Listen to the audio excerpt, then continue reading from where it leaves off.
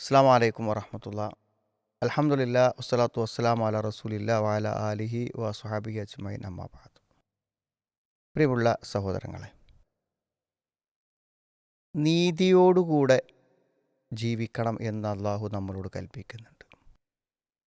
അത് സത്യവിശ്വാസികളോട് നമുക്ക് ഈമാൻ ഉണ്ടെങ്കിൽ ആ ഈമാനിനെ അടയാളമായി നമ്മളിൽ ഉണ്ടാവേണ്ട കാര്യമാണ്. യാ അയ്യുഹല്ലദീന ആമനു ഖൂമു ഖവ്വാമീന ബിൽ ഖിസ്തി ശുഹദാ അലില്ലാന്നാണ്. നമ്മൾ നീതിയോടുകൂടെ അല്ല ഖവ്വാമീന എന്ന് പറഞ്ഞാൽ നീതി പരിപൂർണമായി ജീവിതത്തിൻ്റെ എല്ലാ രംഗങ്ങളിലും കണിശമായി പാലിച്ചുകൊണ്ട് ജീവിക്കണം എന്നാണ് നമ്മളോട് കൽപ്പിച്ചിരിക്കുന്നത്. അപ്പോൾ ഇവിടെ നമ്മുടെ നീതി നമ്മുടെ കടമകളിലാണ് നമ്മൾ ആ നീതി പുലർത്തേണ്ടത്. നമുക്ക് അള്ളാഹുവോട് കടമുണ്ട്, അതേപോലെ തന്നെ സൃഷ്ടികളോടും കടമുണ്ട്. അപ്പോൾ ഈ ഒരു കടമകളെ നമുക്ക് മനസ്സിലാക്കി തരുന്ന വളരെ ലളിതമായ എന്നാൽ സമ്പൂർണമായ ആശയങ്ങൾ ഈ ആയത്തിൻ്റെ തഫ്സീറുകൾ നമുക്ക് കാണാൻ പറ്റും. അതിന് നമ്മൾ അള്ളാഹുവോടുള്ള കടമയിൽ നമ്മൾ നീതി പുലർത്തുക എന്ന് പറഞ്ഞാൽ അതുകൊണ്ട് ഉദ്ദേശിക്കുന്ന ഏറ്റവും പ്രധാനപ്പെട്ട കാര്യം അള്ളാഹു നമുക്ക് തന്നിട്ടുള്ള ഏതൊരു അനുഗ്രഹത്തെയും അവനെതിര് പ്രവർത്തിക്കാൻ വേണ്ടി ഉപയോഗിക്കാതിരിക്കുക എന്നുള്ളതാണ്. അള്ളാഹു നമുക്ക് കണ്ണ് തന്നു, അപ്പോൾ ആ കാഴ്ച അള്ളാഹുവിന് ഇഷ്ടമില്ലാത്തതിൽ ഉപയോഗിക്കാതിരിക്കുക. അള്ളാഹു നമുക്ക് സമ്പത്ത് തന്നു, ആ സമ്പത്തിനെ നമ്മൾ അള്ളാഹുവിന് ഇഷ്ടമില്ലാത്ത വഴിയിൽ ചിലവഴിക്കാതിരിക്കുക.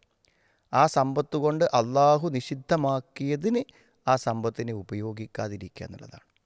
എത്ര വിശാലമായിട്ടുള്ള ഒരു ആശയമാണത്. നമ്മുടെ ജീവിതത്തിൽ നമ്മൾ എന്ത് ചെയ്യുമ്പോഴും അള്ളാഹു തന്ന അനുഗ്രഹം കൊണ്ടല്ലാതെ നമുക്കൊന്നും ചെയ്യാൻ കഴിയൂല. നമ്മുടെ ജീവിതത്തിൽ നമ്മൾ എന്താണെങ്കിലും നമ്മൾ സ്ഥലത്ത് നടന്നു പോവുകയാണെങ്കിൽ ആ നടക്കാനുള്ളത് അള്ളാഹു തന്നൊരു കഴിവാണ്, അനുഗ്രഹമാണ്. കാഴ്ച അള്ളാഹു തന്ന അനുഗ്രഹമാണ്. ഭക്ഷണം അള്ളാഹു തന്ന അനുഗ്രഹമാണ്. നമ്മുടെ വാഹനം അള്ളാഹു തന്ന അനുഗ്രഹമാണ്. അപ്പോൾ അള്ളാഹുവിൻ്റെ അനുഗ്രഹങ്ങളെ അള്ളാഹുവിന് എതിര് പ്രവർത്തിക്കാൻ വേണ്ടി ഉപയോഗിക്കുന്നത് അനീതിയാണ്, അള്ളാഹുവോട് ചെയ്യുന്ന അനീതിയാണ്. അപ്പോൾ അള്ളാഹുവോടുള്ള കടമകളിൽ അനീതി ചെയ്യില്ലെന്ന് ഒരാൾ തീരുമാനിച്ചാൽ എല്ലാവിധ തെറ്റുകളിൽ നിന്നും മാറി നിൽക്കാൻ അയാൾ ബാധ്യസ്ഥനാകും. പിന്നെ രണ്ടാമത്തെ ഭാഗം അള്ളാഹുവിൻ്റെ സൃഷ്ടികളോടുള്ള കടമകൾ അത് നീതിപൂർവ്വം നിർവഹിക്കുക എന്നുള്ളതാണ്. നമ്മളിൽ നിന്ന് എന്ത് തെറ്റ് സംഭവിക്കുമ്പോഴും ആ തെറ്റ് ഒരു അനീതിയായിട്ടാണ് കണക്കാക്കപ്പെടുക. നമ്മൾ ഒരു കളവ് പറയുമ്പോൾ അല്ല ഒരാളെ നമ്മൾ ചീത്ത പറയുമ്പോൾ അപ്പോൾ അത് അയാളുടെ നമ്മൾ ആ ചീത്ത കേൾക്കാൻ അയാൾ ബാധ്യസ്ഥനല്ല, അയാളെ നമ്മൾ അപമാനിക്കുകയാണ്. അത് എന്താണ്? അനീതിയായിട്ടാണ് വരിക. അപ്പോൾ ഏതൊരു തെറ്റും അനീതിയായിട്ടാണ് വരിക. അപ്പോൾ നമ്മൾ ആളുകളോടുള്ള കടമ നിർവഹിക്കുന്നതിൽ നമ്മൾ കടം വാങ്ങിയാൽ അത് കൊടുക്കുക, എല്ലാ സംഗതികളും വരും. അതിനെയും നമുക്ക് നേരത്തെ അള്ളാഹുള്ള കടമകളെക്കുറിച്ച് പറഞ്ഞ പോലെ നമ്മൾ ചുരുക്കി പറയുകയാണെങ്കിൽ അതിൻ്റെ ഒരു ഭാഗം എന്ന് പറയുന്നത് പിന്നെ ആളുകളുടെ കടമ നമ്മളോട് മറ്റുള്ളവർ എങ്ങനെ പെരുമാറണമെന്നാണോ നമ്മൾ ഉദ്ദേശിക്കുന്നത് അതേപോലെ നമ്മൾ അവരോട് പെരുമാറണം. അല്ലാതെ പെരുമാറുമ്പോൾ അതൊക്കെ അനീതിയായിട്ട് വരും, കടമകളുടെ നിർവഹണം അവിടെ ഉണ്ടാവുന്നില്ല.